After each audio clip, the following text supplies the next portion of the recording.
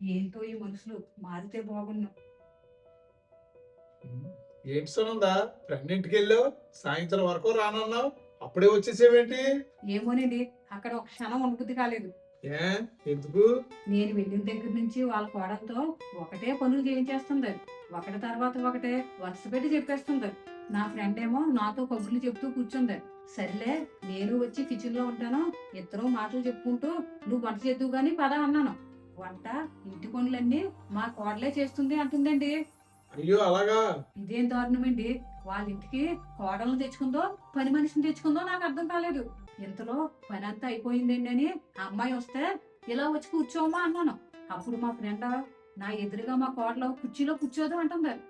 నీ ప్రవర్తన అస్సలు కరెక్ట్ కాదు, నీ పద్ధతి మార్చుకొని మా ఫ్రెండ్ తో చెప్పి వచ్చేసానండి.